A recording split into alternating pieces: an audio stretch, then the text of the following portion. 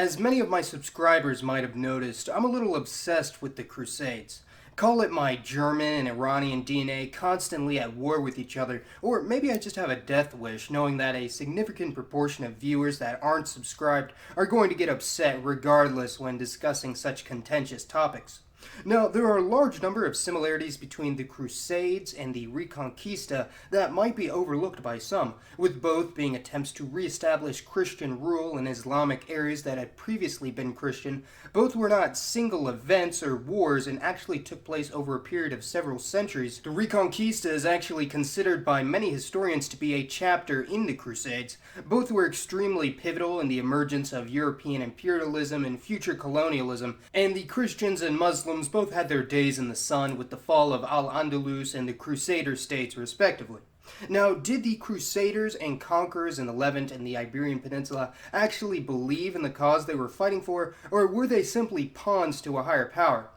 Sorta, kinda, maybe. It definitely depends, and there were certainly those that fought for what they perceived to be a higher cause, while others committed horrific acts for their own selfish gain. But why exactly was the Reconquista considered to be a success, while the Crusades were a failure? Well, as previously mentioned, the Crusades weren't simply confined to one expedition or war, instead being a series of battles lasting centuries, and to counter the narrative presented before, the Crusades were not all strictly failures. The First Crusade, started in 1095, was a rallying cry for Western Christians to take back the traditional Holy Land, consisting of Jerusalem and many other areas of the Levant that were previously under the rule of the Byzantines around 400 years prior, and this was largely a success and considered a major gain for the Catholic Church. Now, contrary to popular belief, the Eastern and Western Christians during the Crusades did not get along. To put it mildly, there were some cases where Middle Eastern Orthodox Christians often preferred to live under Muslim rule than the Catholic Crusaders. The Crusaders, who mostly came from northwestern European countries, established 4 kingdoms in the Levant: the county of Edessa, the Principality of Antioch, the county of Tripoli, and most famously the Kingdom of Jerusalem, and the quickly eroding Byzantine Empire initially supported these Catholic Crusaders despite the Great Schism of the 11th century, mostly because they believed that the newly conquered Holy Land would be returned to them. A series of disastrous expeditions, betrayal, and extreme hubris, including turning on their former allies by sacking Constantinople, proved deadly for the Crusaders and their descendants, who were nearly all killed, expelled, or fled to the countryside and intermarried with Middle Eastern Christian groups like the Maronites after finally being defeated by the Mamluk Sultanate and the land was reclaimed. The Reconquista is similar in that it was a reconquering of former Christian territory by various Catholic European nations, only the major differences were that this was considered a much more personal and dire conflict,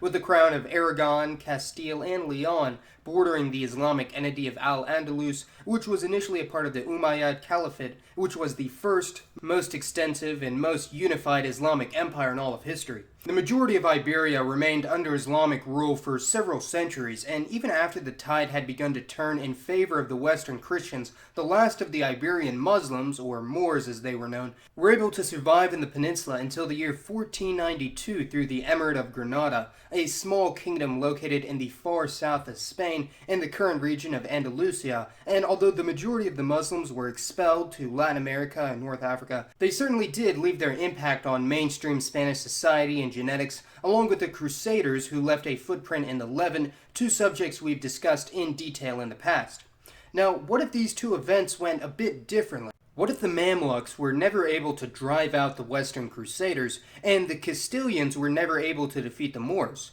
Would it have been possible for these 2 scenarios to take place simultaneously in the same universe? Absolutely. It's absolutely possible that the Iberian conquest ended in failure, but the Latin Crusaders were able to survive to the present day. But we're going to treat them as 2 separate timelines, and had both of these events gone differently, there would be massive consequences for not only the Middle East and Europe, but literally the entire world as well. Now, the only way the Crusaders, who were largely surrounded by hostile neighbors, could have any chance of surviving to the modern age is if they had unified and continued their alliance with the Byzantine Empire and other non-Catholics like the Armenians, or possibly even non-Christian powers in the region of the eastern Mediterranean, such as the Anatolian Seljuks and even the Mongol Empire, which they actually did in our timeline, as strange as that sounds. So the whole Christian and Muslim solidarity myths sort of get thrown out the window. Now, there were Crusader states established in later crusades outside the Holy Land,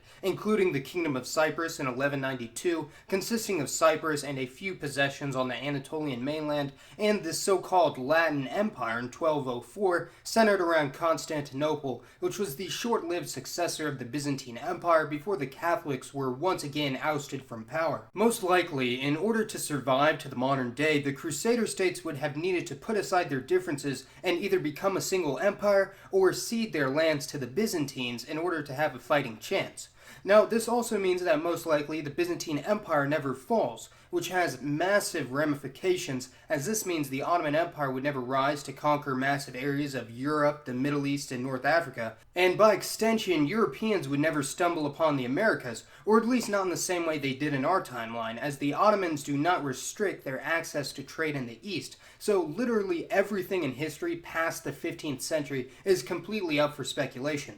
If the Crusader kingdoms did unite and survive to the present day, the resulting entity would be an incredibly surreal nation, consisting of parts of modern Israel, Jordan, Syria, Lebanon, and Turkey, and would be the only major Catholic nation east of Europe, assuming that the Philippines never becomes a Spanish colony. The official language of the Crusader states during their short-lived reign was Latin, although in reality the majority of European settlers spoke French, Italian, Norman, Occitan, and various Germanic languages, so this blend of languages and cultures would have probably evolved into a separate Romance language located in the Levant. Other than the Latin Levantines, there would also be large minorities of Jews, Eastern Christians such as Greeks, Armenians, and Assyrians, and Muslims might actually make up the majority of the population, seeing as to how the European proportion in the Crusader states never surpassed 1/3 of the population. This nation would probably be seen as a major European power and the center of Christianity instead of Rome,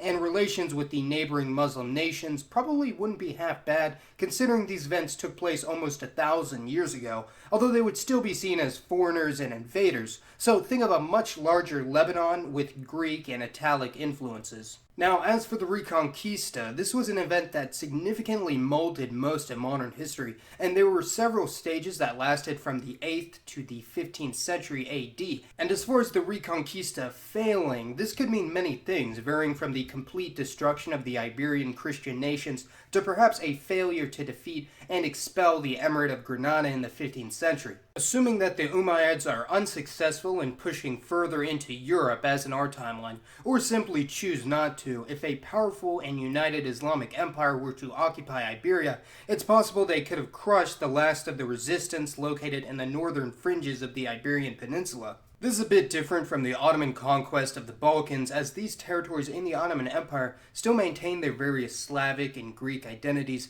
while the Iberian Moors assimilated a significant proportion of the area. Now, around the time the Reconquista was wrapping up, in the Emirate of Granada, the official language was Arabic, which of course was derivative of Maghrebi Arabic, such as that spoken in Morocco and Algeria, but there were also minorities of Berbers from North Africa and Sephardic Jews, while a significant proportion of the population also spoke a language known as Mozarabic. Now, despite its name, Mozarabic was actually not descended from the Arabic language in the Iberian Peninsula, but instead derivative of the old vulgar Latin tongue spoken in southern Hispania at the time of the Umayyad conquest, hence was a Romance language in the same manner as Castilian, Catalan, or French. Therefore, if the Emirate of Cordoba or Granada or any of the other Muslim groups were to remain in the Iberian Peninsula, they could have evolved into either speakers of Arabic, in which case they probably would have been viewed as more of a North African country than a European one, or speakers of Mozarabic, in which case they would probably still be viewed as a European country,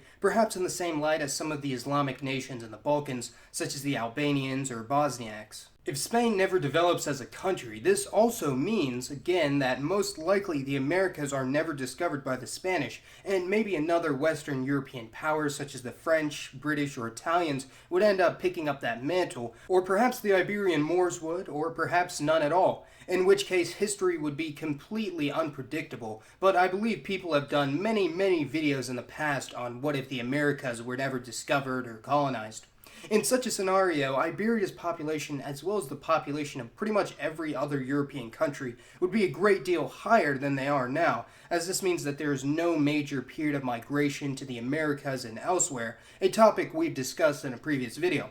There were, of course, many campaigns of the Crusades, such as the Northern Crusades, that we didn't discuss here, but the purpose of this video was mainly to focus on the consequences of these alternate realities in the eras of frequent historical contention between Muslims, Catholics, and Orthodox Christians in the Middle East and Southern Europe. Indeed, the Crusades and the Reconquista were some of the most influential events in the attitudes and mindsets of many Middle Eastern Muslims, European Christians, Middle Eastern Christians, and European Muslims. And it's fascinating to think about what new nations and cultures could have developed during this volatile and turbulent time period. Be sure to let me know your thoughts on the Crusades and the Reconquista and what the world would look like had these events gone a bit differently.